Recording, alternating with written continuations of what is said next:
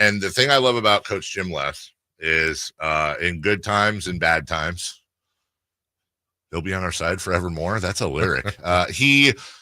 He will look. He shows up every week. Always. Not a great stretch. Nope. For UC Davis, but it can turn quickly. Can turn very, very quickly. Still above 500 at 15-14, but they are coming in on a 4-game stretch right now. And really, Jason, honestly, and we'll ask him about this in 2 seconds. Other than at UC San Diego, where they lost by 25.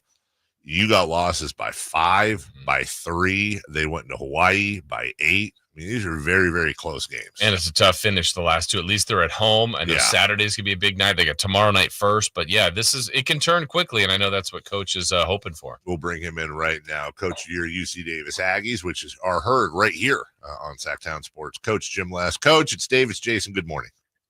Good morning, guys. How we doing? Good. Yourself? Good. Could have used your help in Hawaii. Yeah, I know. Yeah. Honestly, we'll take the blame for that one. We'll take the L, Coach, and we won't let you down again.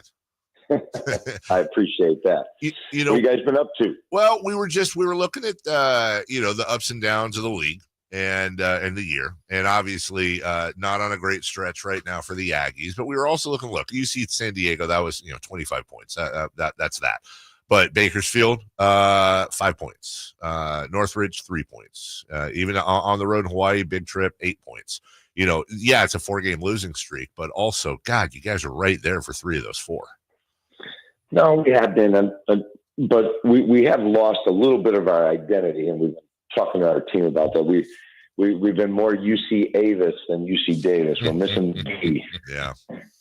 So, and that's just not who we've been. And if you look over the course of the season, I think we've won 2 games where our opponents have scored over 70 points. So that's kind of the magic number. And even the other night in Hawaii, it's 78, and we come in second. So we've got to get back to that. And, we challenge, especially the leaders and captains of our team, our veteran guys, to get back to the discipline and the energy and effort and concentration at the end of the floor, because that usually for us leads to some pretty good offense too. So they work hand in hand. Coach, can you also draw on the emotions of this week? It's the last home games, right? Tomorrow night, and then Saturday's gonna be a big night, national TV. I mean, there's just going to be a lot of extra stuff surrounding these last 2 games. You try to draw on that for some of those veteran leaders that you're talking about? Well, I think it's more, rather than draw on it, it's more manage it. Because guys are starting to realize, especially our seniors, that, hey, this is it, and as much as you tell them as coaches over the course of the career, hey, it goes quick and make the most of your opportunity and have no regrets. All of a sudden that last home game is upon you, and families in town, and, they're walking the center court, and you're getting your framed jersey, and, the emotions are real. And so it's being able to manage that and compartmentalize that, so you can still then go out and have the concentration, energy, and effort to do your job and win a basketball game. So that's hard on everybody. It's coaches go through this every year, and we've got young men in our program that have been here 4 or 5 years. And you develop just such a strong relationship and bond based around basketball, but it leads to life. And, we always say, hey, this isn't a 4-year relationship. This is a lifetime relationship, but the basketball bond we know is about to end here soon. And that's a tough one to handle for all of us.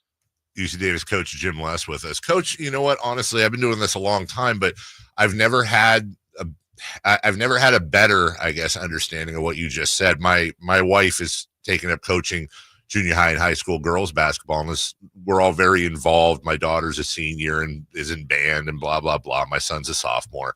Enough of that. Point being, we're very involved at the little school they go to, and you're talking about 4 years of high school kids, and we just went through senior night for all of them, and you make the parents make the little the row for them with their hands to walk through when they come out. It's all very campy and fun.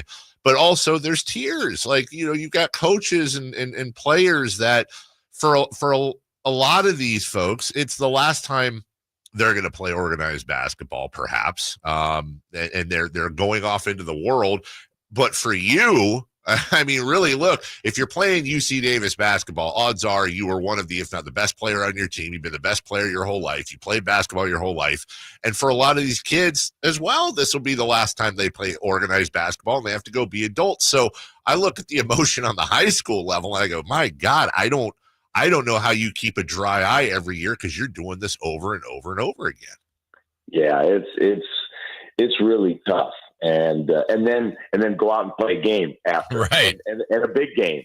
So it becomes a challenge, and it's something that we talk about, prior to, especially for us, it'll be Friday before the game on Saturday, and big game on ESPN2, and there's just going to be so many distractions going on, and getting guys to be able to, think about it, talk about it.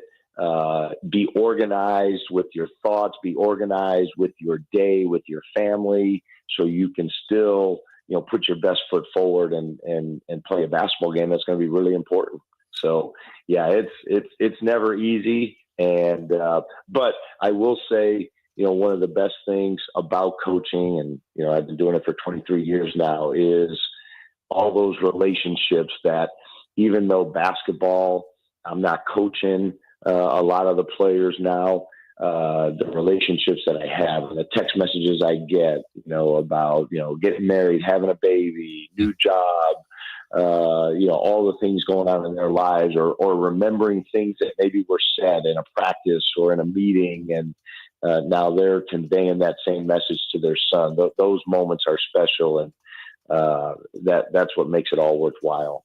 Coach, I'm thinking, it's a cliche, but sometimes these cliches work when it's, hey, one game at a time, one play at a time, because I'm thinking next week's the big moment where you can get to March Madness if you get through your tournament gauntlet. You've got Saturday with the big nationally televised game, that final game we're talking about. But tomorrow, you got Irvine coming in who's really good. Like, trying to take it one at a time, I'm sure is one of your focuses this week.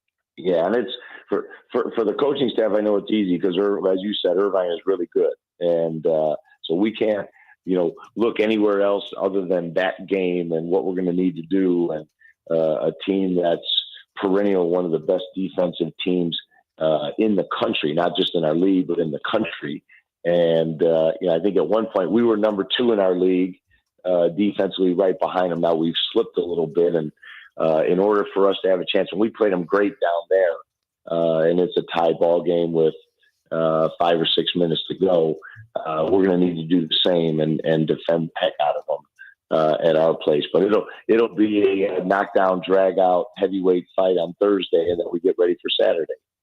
Coach, we generally try to sneak in a Kings question, or at least an NBA question, and we talked a couple weeks ago about defense. You actually mentioned it with the UC Davis thing, and I totally get that, and how so much of that is philosophy and team. And what we've seen lately, actually over this 4-game winning streak for the Kings, granted they haven't played all world beaters, but they're actually, if you extrapolated their points given up over the last 4 games, I think they're leading the league by like 8 points. It's been a great stretch, and it's not like they went out and got an all defensive first team. Nothing's really changed, but it really seems like, at least right now, they're starting to believe in these defensive principles. Coach, how much of it is belief and buy-in from players when it comes to execution? Well, I think that's all of it. It's, you have a guy who's leading them, who, walked it and talked it as a player. And the fact that he's standing in the front of the room and demanding it, and, talking to guys individually and collectively of the importance of it. And that's really their only path to success. And he's continued to harp on it and hold guys accountable. And I'd venture to guess they're not doing a lot different schematically. But it's amazing when you can get 5 guys on the floor, engaged and working together and working in concert and having some energy and enthusiasm and juice on that end, good things are going to happen. And I commend Doug because it's not easy. The roster changed over, at the trading deadline, and it's hard to get guys on the same page, and he's been able to do it and been able to do it quickly and at a time that was crucial with only 20 some games left. So I think it's been commendable, and you're probably looking at your next head coach, I would guess. There you go. Awesome. Jim Les, coach of the UC Davis Aggies. Good words there, Coach. A couple games left. We'll talk to you again next week to put a bow on the regular season. And as always, we appreciate your thoughts and wisdom each and every week. Thank you. Thanks, guys. Have a great one. Thanks, Take Coach. care. That's Coach Les. By the way, as we go to break, perfectly great interview, perfectly great Jim Les. You can tell, I don't know, maybe I just picked up a little bit of an edge there. Like he ain't happy. Yeah. He's not. Got to get it going. He got to get it going there, and I expect they will. We'll take a break. When we come back, we'll go around the NBA. Little standings watch as well, and the standings watch is going to be very, very interesting. Very, very close quarters right now. Hopefully everybody took a shower. We'll be